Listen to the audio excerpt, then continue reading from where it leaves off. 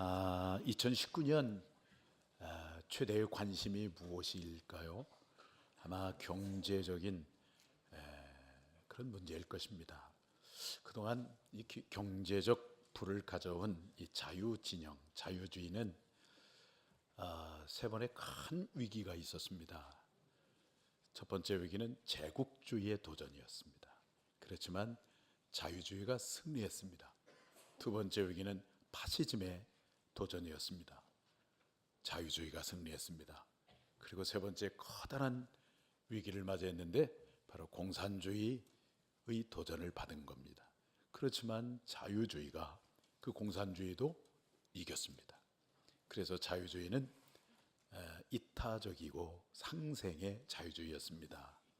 그런데 이제 세월이 흘러서 미국의 트럼프, 영국의 브렉시트, 그리고 저 중국의 1대1로 정책, 푸틴의 대중적 국수주의 정책으로 자유주의가 자국 보호 무역 정책을 감행하는 바람에 이기주의가 되고 말았어요. 무관심주의가 되고 말았습니다. 그래서 경제가 갑자기 나빠지기 시작을 했어요. 그래서 나름대로 노력을 하고 여러 가지 묘안을 내놓기는 합니다만은 길이 잘 보이지 않아요. 암울합니다. 그러나 우리에게 경제 문제보다도 더 중요한 것이 있습니다. 그것은 교회가 교회 되는 것입니다. 성도가 성도 되는 것입니다. 소돔 고모라가 멸망할 때에 경제적인 문제 때문에 멸망한 것이 아니라 하나님이 찾는 의인 10사람이 없어서 멸망하고 말았습니다. 눈물의 선지자 에레미야가 말합니다. 이 예루살렘에 하나님이 찾는 의인 한 사람이 있으면, 이 성이 무너지고 있는데 무너지는 성을 막아설 자가 한 사람만 있으면 예루살렘은 멸망하지 않을 것이라고. 그런데 하나님이 찾는 그 한 사람이 없는 까닭에 예루살렘은 멸망하고 말았습니다.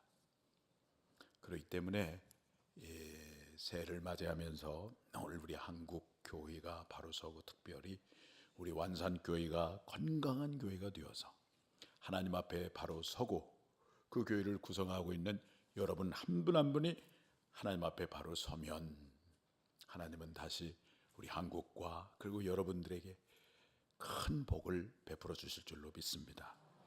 오늘 보면 아브라함이 믿음의 조상이 되고 큰 복을 받은 것을 우리에게 보여주고 있습니다.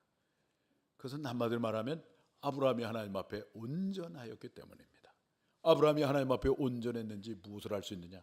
아브라함의 생애 가운데 참으로 감당하기 어려운 하나님의 큰 두 개의 명령이 있었어요.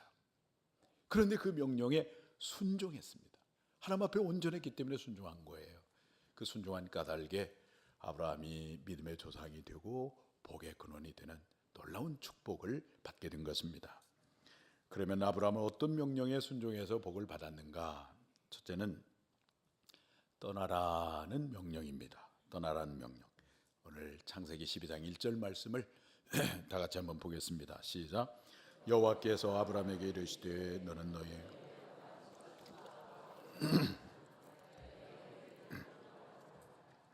하나님께서 아브라함에게 첫 번째 명령은 떠나라입니다. 어디를 떠나라고요? 고향과 친척과 아버지의 집을 떠나라. 이것은 아브라함의 육적인 과거의 삶을 떠나라, 그런 말입니다.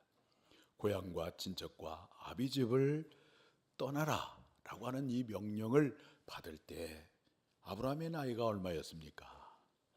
아브라함의 나이가 75세였어요. 75세면 이제 고향을 떠났다가도 다시 돌아와야 할 나이인데, 그런데 그때 하나님은 아브라함에게 떠나라고 말씀하시는 거예요. 아브라함의 고향은 유브라데 서쪽인 갈대아 우르입니다. 지금 텔헬 무카예르라고 하는 지역입니다. 그 고향을 떠나라고 하는 것입니다. 여러분, 왜 하나님께서 이렇게 정들었던 고향집을 떠나라고 명령하는 것일까요? 아브라함의 그 고향, 친척, 아비집은 한마디로 말하면 우상을 숭배하는 지역입니다. 죄악된 환경입니다.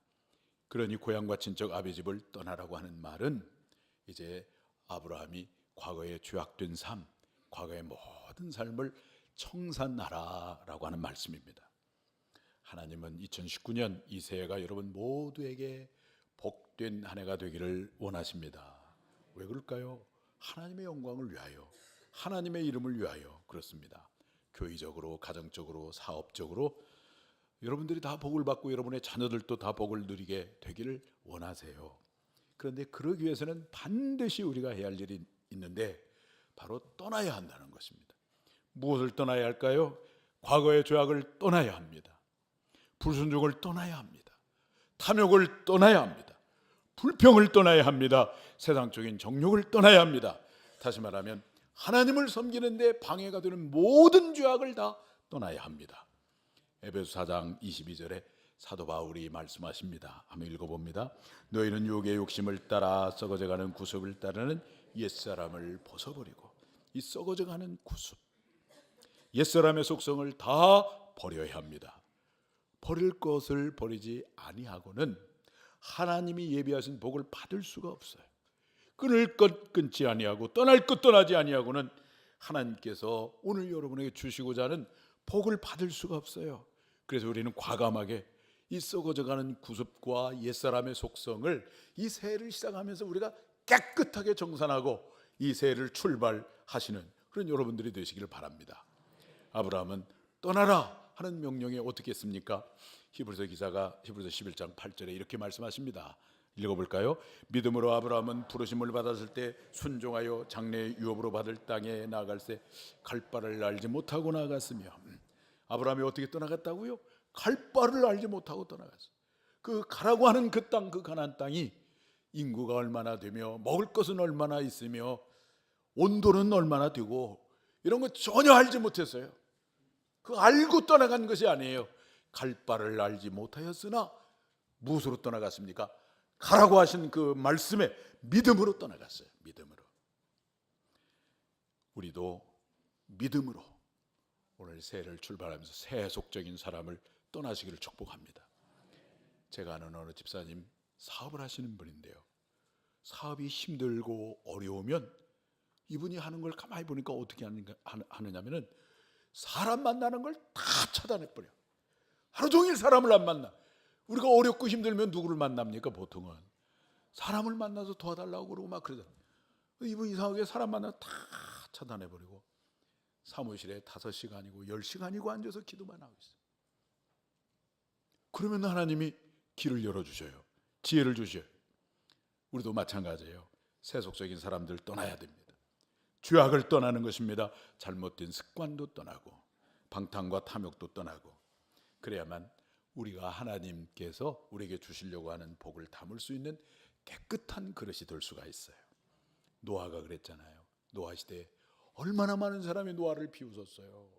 하나님의 말씀을 경외하고 그 말씀에 순종하는 노아를 얼마나 비웃고 조롱했습니까?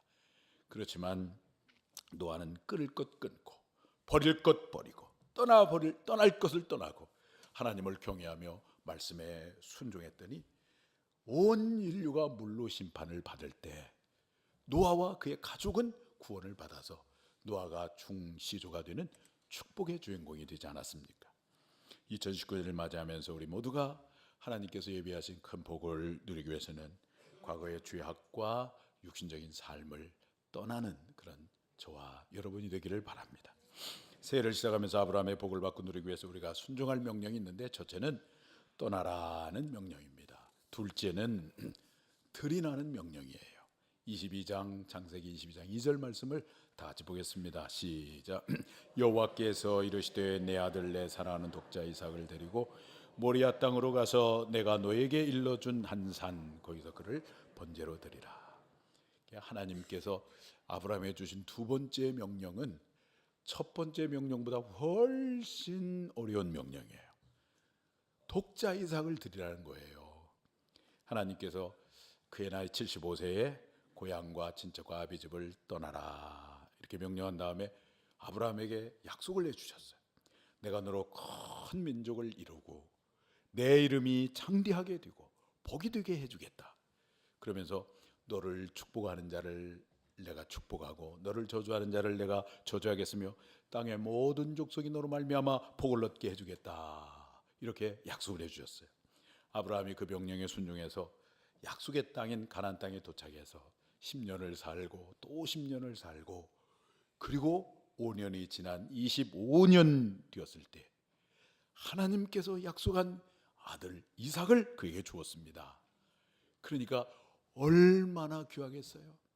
그 이삭이 자기 생명처럼 소중한 아들입니다. 애지중지하는 아들입니다. 그런데 하나님의 어느 날 명령이 떨어졌습니다. 내 아들, 내 사랑하는 독자 이삭을 데리고 모리아 땅으로 가서 내가 너에게 지시한 한 산, 거기서 그를 번제로 드리라. 이렇게 명령이 떨어졌어요. 청천벽력과 같은 명령이죠. 이것은 떠나라고 하는 명령과는 비교할 수 없는 명령입니다. 하나님의 첫 번째 명령은 떠나라는 것이었습니다. 그래서 떠났습니다. 그러면 하나님께서 칭찬도 해주시고 인정도 해주셔야 되는 거 아니겠습니까? 그런데 하나님이 칭찬도 안 해주고 인정도 안 해주고 이제 두 번째 명령을 내린 거예요. 독자 이삭을 드리라는 겁니다. 아니, 하나님, 이걸 말씀이라고 명령하는 것입니까? 하나님께서 주신 때는 언제고 왜 이제 와서 다시 빼앗아 가려고 하는 것입니까? 얼마든지 논리적으로 그렇게 항변할 수가 있었습니다마는 아브라함은 아무 말이 없이 순종해서 마침내 이삭을 드렸습니다. 아브라함이 그의 아들을 바치라 해서 바쳤을 때, 그때 비로소 하나님께서 아브라함의 믿음을 인정해 주었습니다. 여러분, 여기에 깊은 복음적인 의미가 있음을 알아야 합니다. 갈대아 우르에서 가나안 땅으로 떠나온 것은 이제 세상에서 우리가 교회로 온 것입니다. 교회 나온 거예요. 믿음의 식구가 된 거예요. 이제 소속과 신분이 바뀌어진 것입니다. 물론 얼마나 이것도 귀한지 모릅니다. 그러나 그렇다고 해서 우리의 믿음이 인정받느냐? 아니라는 거예요. 아직은 초보적 단계입니다. 그러면 하나님은 언제 우리의 믿음을 인정해 줄까요? 두 번째, 이삭을 바치라 명령할 때 그 명령에 순종했던 아브라함에게 믿음을 인정해 주었듯이 언제 하나님이 우리의 믿음을 인정해 주겠느냐? 나의 전부를 하나님 앞에 드릴 때, 다시 말하면 나의 모든 소유가 내게 있는 것이 아니라 그 소유권이 주님에게 있습니다. 이것을 인정할 때, 그때 주님께서 우리의 믿음을 인정해 주는 것입니다. 하나님 우리에게 요구합니다. 과거 육적인 죄악의 삶을 떠나고 버리라고 명령합니다. 그래서 우리가 주님 앞에 나왔어요. 우리가 믿음의 공동체에 나왔습니다. 그러나 하나님께서는 그것으로 만족하지 않으시고 거기에 또 한 가지 우리에게 명령을 합니다. 드리라는 거예요. 우리의 시간, 우리의 물질, 우리의 자녀, 다시 말하면 우리의 전부를, 모든 것을 다 드리라는 것입니다. 주님이 무언가가 부족하니까 달라고 하는 것이 아닙니다. 우리가 주님께 드릴 것을 드리는 것은 이런 의미가 있어요. 주님께서 내 인생의 주인이시고, 주님께서 내 인생의 주제이시고, 주님께서 나의 인생을 책임져 주시고 보장해 주시고 나의 공급자가 되심을 진정으로 고백하는 표징이기 때문에 주님께서 드리라고 말씀하시는 것입니다. 아브라함이 이삭을 바치라고 한 명령에 순종했는데 자기 생명보다 소중한 이삭을 바칠 수 있었던 그 이유를 히브리서 기자가 이렇게 말씀을 하고 계세요. 히브리서 11장 17절에서 19절 말씀을 한번 읽어보겠습니다. 시작. 아브라함은 시험을 받을 때에 믿음으로 이삭을 드렸으니 그는 약속들을 받은 자로 돼 그 외아들을 드렸느니라. 그에게 이미 말씀하시기를 내 자손이라 칭할 자는 이삭으로 말미암음이라 하셨으니 그가 하나님이 능히 이삭을 죽은 자 가운데서 다시 살리실 줄로 생각한지라. 비유컨대 그를 죽은 자 가운데서 도로 받은 것이니라.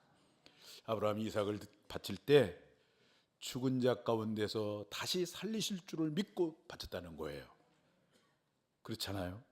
하나님께서 주셨는데 그렇게 주신 아들을 바치라고 할 때는 하나님이 도로 주실 것이다, 틀림없이 주실 것이다, 그런 믿음이 있었기 때문에 드렸다고 히브리서 기자가 그렇게 말씀하고 있습니다. 하나님께 드리는 여러분의 시간, 여러분의 재능, 여러분의 어떤 물질, 여러분의 헌신, 기억하십시오. 뺏기는 것이 아닙니다. 없어지는 것이 아닙니다.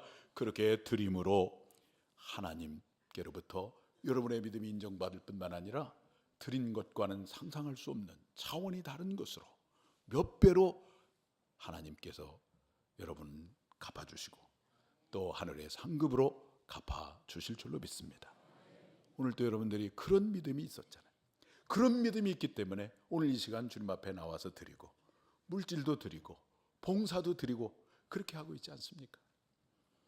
야고보는 말씀을 듣고 행하는 자가 되라고 그랬어요. 말씀을 듣기만 하고 행하지 않으면 자기를 속이는 자라고 그랬어요. 속이는 자. 그러면서 하신 말씀이 그 행함으로 복을 받으리라 그렇게 말씀하셨어요. 여러분, 왜 하나님께서 자꾸 우리에게 순종하라 행하라 이렇게 말씀하시지 않습니까? 누구를 위해서 그러는 거예요? 하나님을 위해서 그러는 것입니까? 아니에요. 행하는 그 사람에게 복이 되게 하시려고 하는 거예요. 그러지 않습니까? 오늘 성경을 통해서 하나님이 여러분 보고 뭐라고 말씀하세요? 겸손하라 겸손하라 그러잖아요. 교만하면 우리가 다치게 돼 있어요. 이 사람한테 다치고 저 사람한테 다치고 그래서 인생 고립됩니다. 외롭고 쓸쓸하게 살 수밖에 없어요. 교만하면. 교만한 사람이 사업에서 성공할 수가 없어요.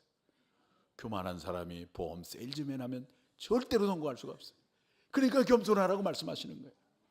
주님께서 용서하라고 말씀하신 이유가 뭐예요? 내가 누군가를 용서하지 아니하면은 내 마음속에서 나는 너무 고통스러운 삶을 살 수밖에 없어요. 미움이라고 하는 이 감옥에, 심리적인 감옥에 내가 갇혀가지고 고통스럽게 삶을 살아요. 자유를 누리지를 못해요.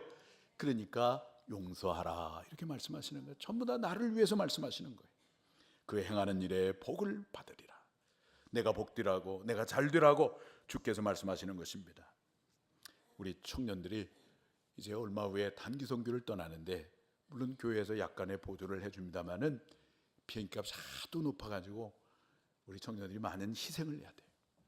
지금 물질을 드리고 시간을 드리면서 이제 얼마 후에 출발을 합니다. 인간적으로 말하면 고생하러 가는 거예요.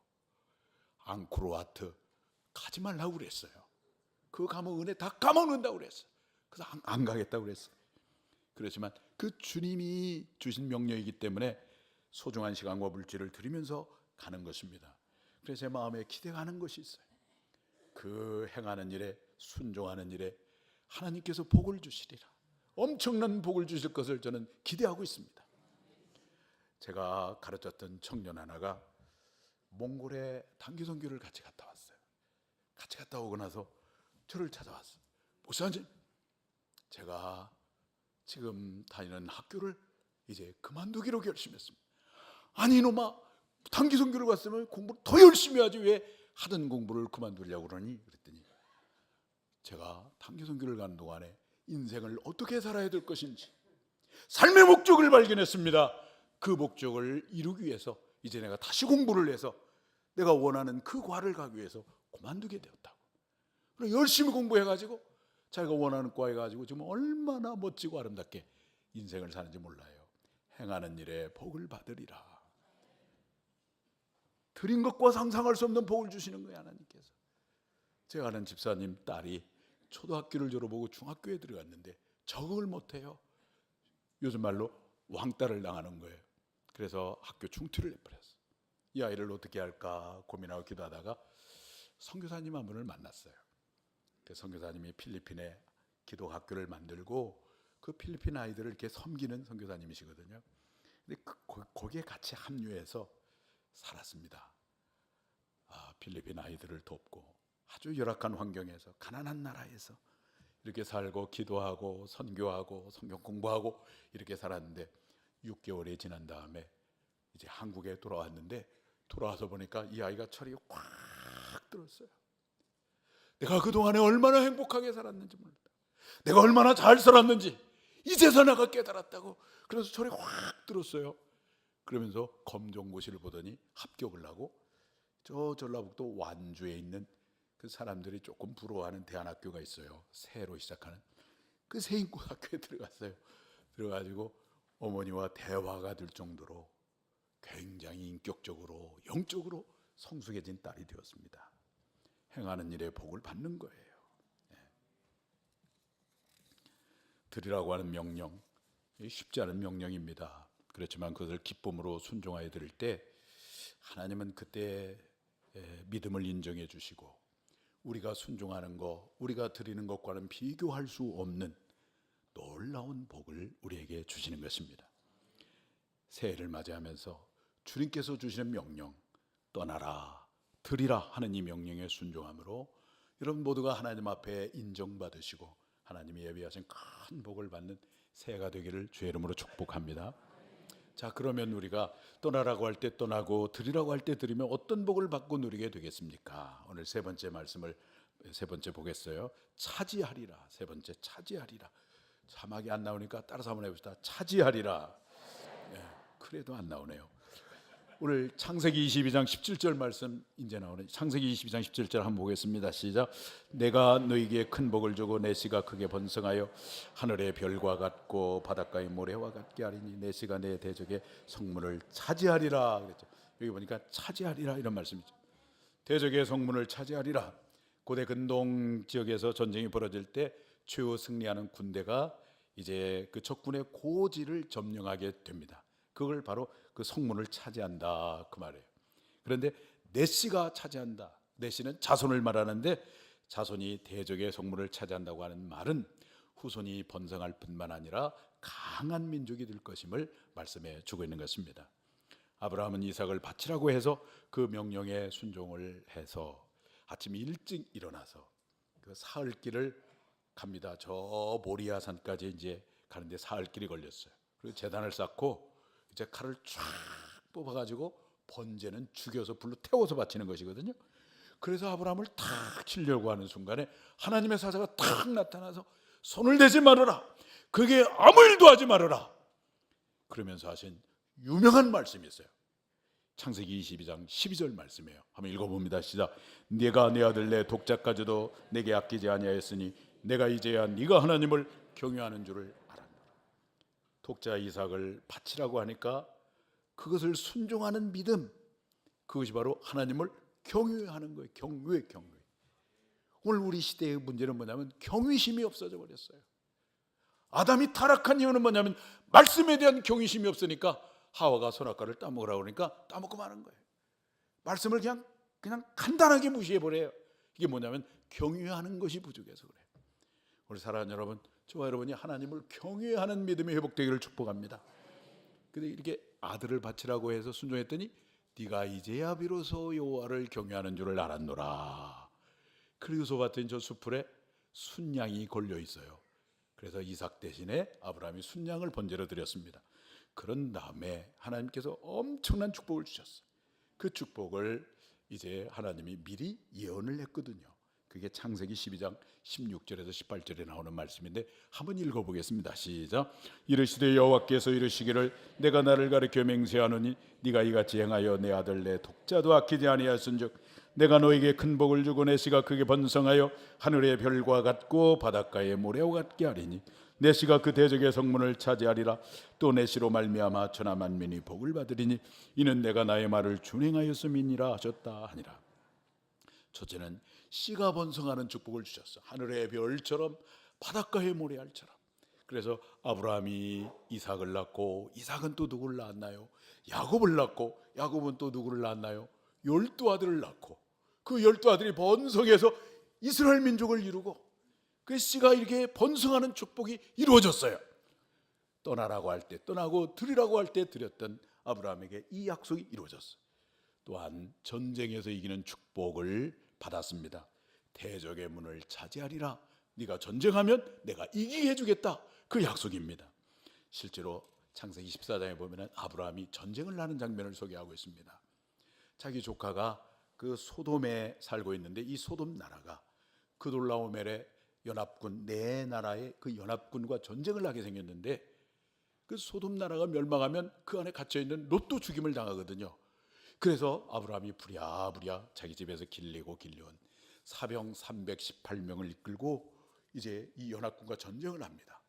이 네 나라의 연합군과 아브라함 개인이 전쟁을 하는데 누가 이기겠습니까? 연합군이 이기는 것이 당연하죠. 그렇죠? 계란으로 바위를 치는 것과 마찬가지예요. 그런데 결과는 예상을 깨고 누가 이겼습니까? 아브라함이 이겼어요. 아브라함이.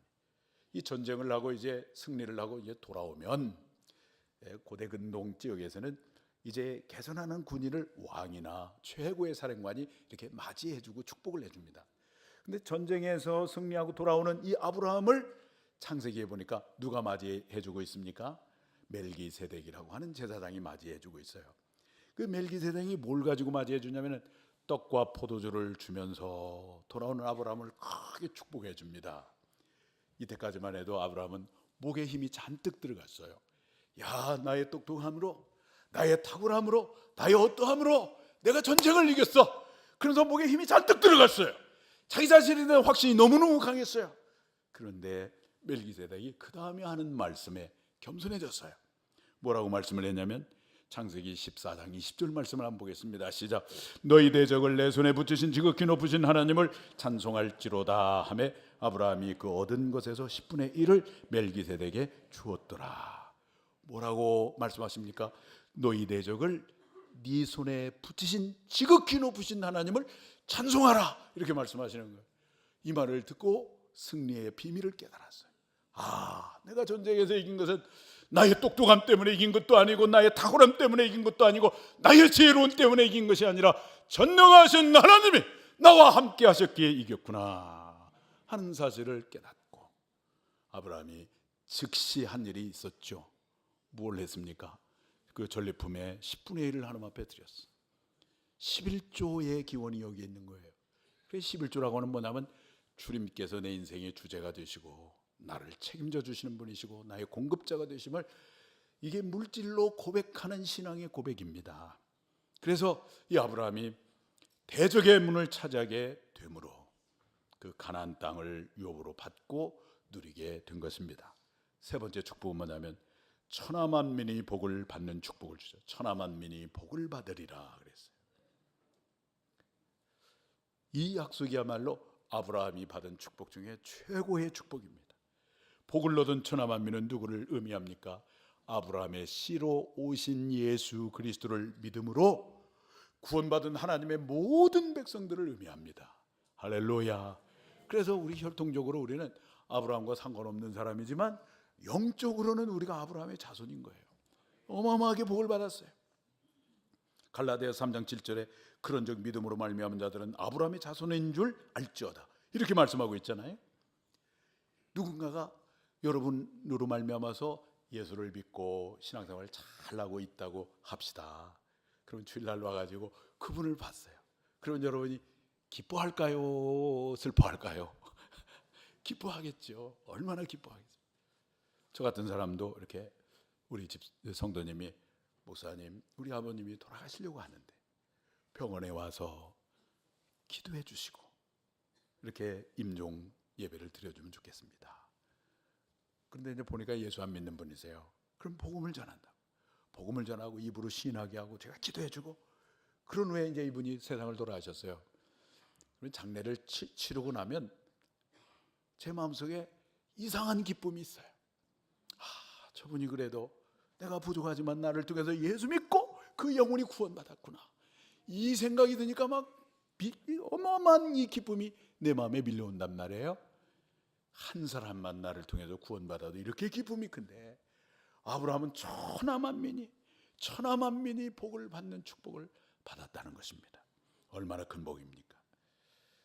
여러분, 떠나라고 할 때 떠나시고 헌신하라고 할 때 헌신하시고 그러셔서 하나님이 예비하신 큰 복을 받는 이 새해가 되기를 바랍니다.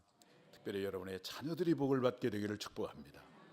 아담에게 두 아들이 있었잖아요. 큰 아들이 누굽니까?